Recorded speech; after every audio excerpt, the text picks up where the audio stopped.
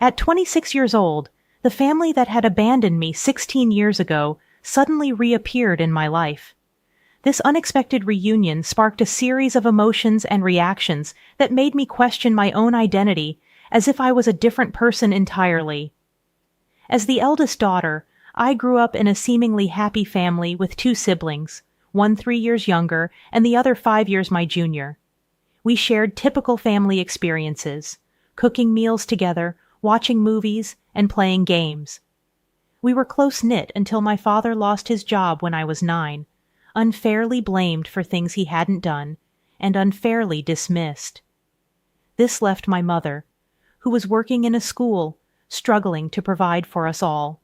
They decided it would be best if I lived with my grandparents until they were back on their feet. Initially, the idea seemed reasonable, and I embraced the change.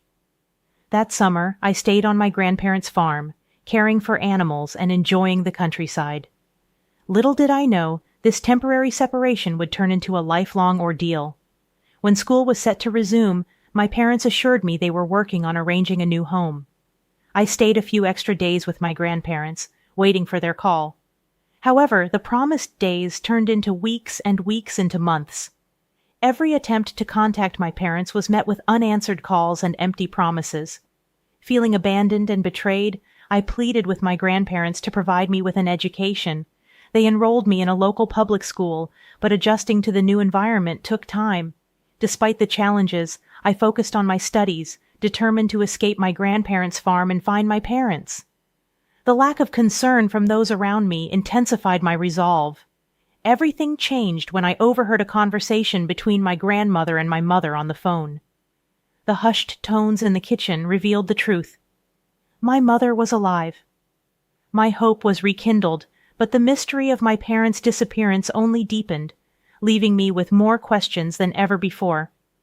We were discussing my progress in school and various aspects of my life, and hearing her voice stirred up a whirlwind of emotions within me. I couldn't contain my feelings, and before I could stop myself, I called out to her. The moment my voice reached the other end, silence fell. Frantically, I screamed and cried into the phone, hoping that if I shook it hard enough, her voice would echo through the receiver. Grandma emerged from the kitchen, her face a mix of concern and frustration, instructing me to go to my room.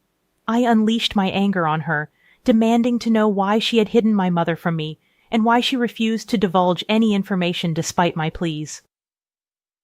Grandma remained steadfast in her silence, leaving me to accept the painful reality that my parents had essentially abandoned me. Shortly after that heartbreaking phone call, my grandparents sent me to live with a distant aunt, a 5-hour drive away from their farm. I often wondered why my parents had chosen to send me away, but I never received a satisfactory answer. My aunt, my mother's cousin, turned out to be a compassionate and understanding soul. She embraced me with open arms, and when I questioned her about my parents, she admitted she didn't have any answers. Her sincerity was palpable, and I chose to believe her. From the moment I moved in with my aunt at the age of 13, she became my rock. Whenever I struggled with my emotions, she was there to guide me, offering solace and understanding. She even encouraged me to seek therapy, a decision that initially left me hesitant, but eventually proved immensely beneficial. My aunt validated my feelings, something my grandparents had never done, and provided the support I desperately needed. By the time I finished high school, my aunt had become the most significant person in my life, filling the void left by my absent parents. She supported me through my journey to becoming a veterinary doctor, following in her footsteps. At 21, I approached her with adoption papers, wanting her to be my legal parent. With her wholehearted agreement, I finally found the stability and love I had craved for so long.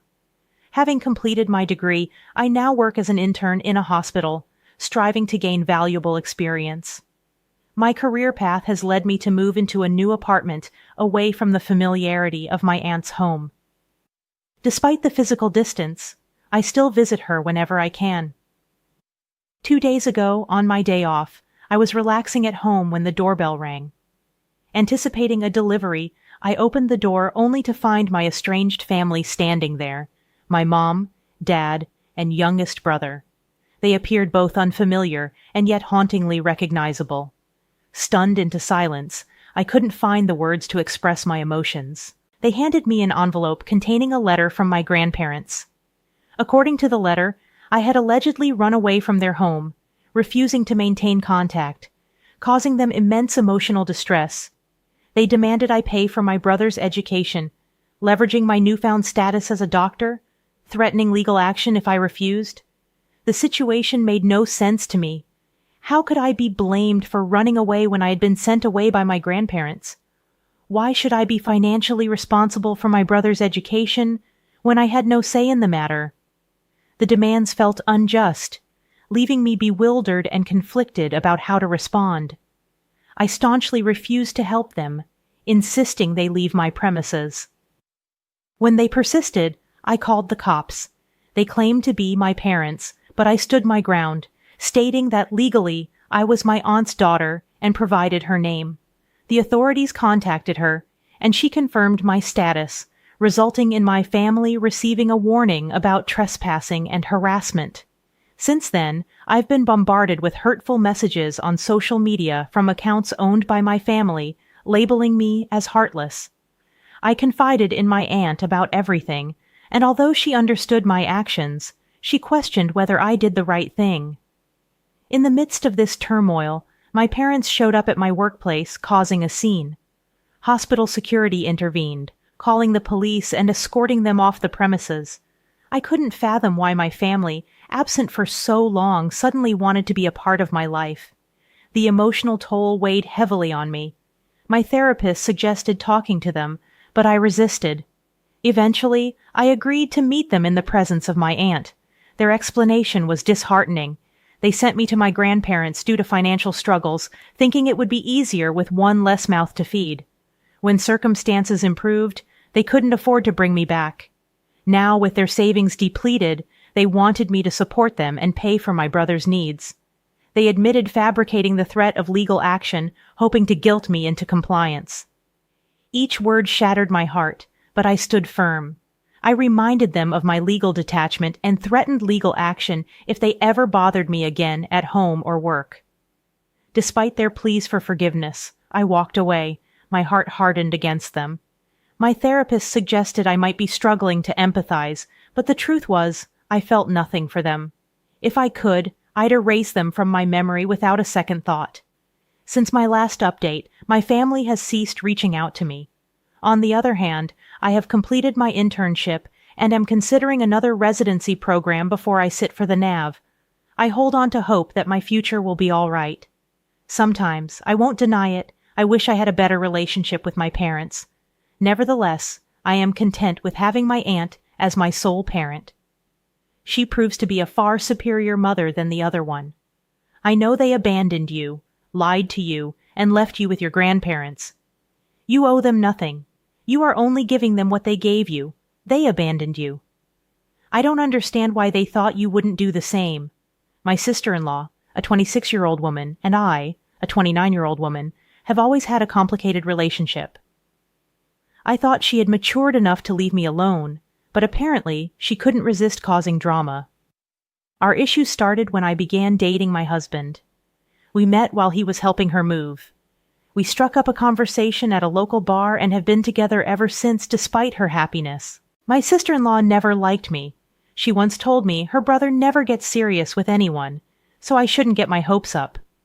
Mentally prepared for heartbreak, even though I really liked her brother, 6 years later, we are still going strong, and he is undoubtedly my favorite person in the world. The rest of his family, including my mother-in-law, father-in-law, and every other family member I've met, have been nothing but nice to me. So it baffles me why my sister-in-law seems to hate me so much. 2 years ago, during our wedding, she created a huge fuss. I didn't want her as my bridesmaid due to her consistent cold and condescending behavior toward me. However, she threw a tantrum and tried to emotionally manipulate my husband against me. To avoid more drama, I made her a bridesmaid, yet she showed up in a white floral dress, angering everyone. My in-laws forced her to change, threatening to exclude her from family events if she didn't comply. She apologized afterward, and I thought she had moved past her immature behavior. Clearly, I was wrong. Things took a turn when I found out I was pregnant with my first child. I was thrilled and couldn't wait to share the news. While everyone else was excited, my sister-in-law's behavior was different. She didn't seem happy for us, and consistently managed to make the moment about herself. During a family event where we announced our pregnancy, she quickly diverted the conversation to her own experiences as a single mother, emphasizing how difficult it was for her to go through pregnancy alone and suggesting that I was lucky. As my due date approached, my sister-in-law offered to host a baby shower for me. Initially, I was grateful and excited about the celebration with my family and friends. However, my excitement turned to suspicion when she insisted on hosting the event at a venue 12,000 miles away from where we lived. She claimed it was a surprise setup at a luxurious venue owned by her friend, and we wouldn't have to pay for anything. Despite her explanation, I couldn't shake the feeling that something was amiss. When I shared my concerns with my husband, he assured me that his sister was simply trying to do something special for us and that I might be overthinking it. He even rescheduled vital meetings so we could attend the supposed baby shower. We flew there with my parents as my in-laws couldn't attend due to being out of the country. Upon arriving at the location, a lavish resort, I immediately sensed something was wrong. The decorations were pink and blue, but there were unfamiliar faces present. To my shock, there was another pregnant couple, and the woman was wearing the same white dress given to me by my sister-in-law. It became apparent that my sister-in-law had tricked us into attending her friend's baby shower, making me feel humiliated and overshadowed. Feeling utterly embarrassed and upset, I left the party in tears. Once I understood the situation, my husband confronted his sister, leading to her making excuses and attempting to deflect blame. He informed his parents, who were equally shocked and angry. In response to her behavior, they decided to cut her off financially. They had been supporting her financially for years, but after her actions, they withdrew their financial aid and decided she should fend for herself. They even warned her not to show up until she learned to act responsibly. Although my sister-in-law blames me for her misfortune, I maintain that I didn't ask my in-laws to take any action. This was entirely her own doing. While she tries to manipulate me, portraying herself as a single mom, I can't help but believe she deserves the consequences of her actions. Despite her attempts to guilt-trip me, I stand firm in my belief that she brought this upon herself. My sister-in-law is by no means destitute. She won't be left penniless with her son due to this situation. She just needs to adjust her lifestyle and figure out how to manage her boutique independently. Moreover, if my in-laws genuinely believed their grandchild was in jeopardy, they would step in. I'm confident they won't hold a grudge for long. Although they might not fund her boutique, they'll likely assist her with general expenses once she acknowledges her error and apologizes to me, rather than attacking me for her perceived misfortunes. My husband firmly stands by my side, assuring me that I never have to forgive my sister-in-law or engage with her again. He apologized for not intervening earlier and taking stronger measures to keep her away from me. My kind mother-in-law is planning a genuine baby shower for me, promising a delightful celebration where I can focus on the joy of our upcoming child, forgetting about my sister-in-law's antics. However, my sister-in-law crashed my baby shower despite being uninvited. On the day of the event, everything seemed perfect. My mother-in-law had beautifully decorated her backyard, and delicious food and drinks were served. We were happily chatting with our friends and family, opening gifts people had generously brought for us. But when my sister-in-law arrived, having found out about the party through social media, she exploded into a furious tirade. She created a scene, shouting that her parents didn't financially support her, but had no issue throwing a lavish party for me, someone she deemed unworthy of such attention. At that point, my mother-in-law had had enough. She promptly escorted my sister-in-law out of the garden, apologizing to the guests for the disturbance. After the event, My in-laws apologized to me multiple times, suggesting I obtain a restraining order against my sister-in-law. While I hesitate to take such drastic measures, we have decided to keep all news about the baby off social media to prevent her from stalking us. The whole situation is insane, and it baffles me how jealous and immature my sister-in-law can be. She managed to ruin not just one, but 2 baby showers with her antics. I must add that my in-laws initially weren't supportive during her pregnancy because she was having a child out of wedlock, which clashed with their traditional beliefs. They did come around after the baby was born, but it appears my sister-in-law still harbors resentment. I haven't heard from her since the baby shower, and my in-laws have expressed their intention to cut her off permanently due to her embarrassing behavior in front of so many people. Frankly, I've reached a point where I don't care anymore. I just want this ordeal to be over so I can focus on myself and my baby. It's astonishing how entitled and childish she can be, sabotaging such a beautiful event. She disrespected not only me but also her friend, showcasing her true colors as a deeply flawed and immature individual. I don't intend to waste another thought on her.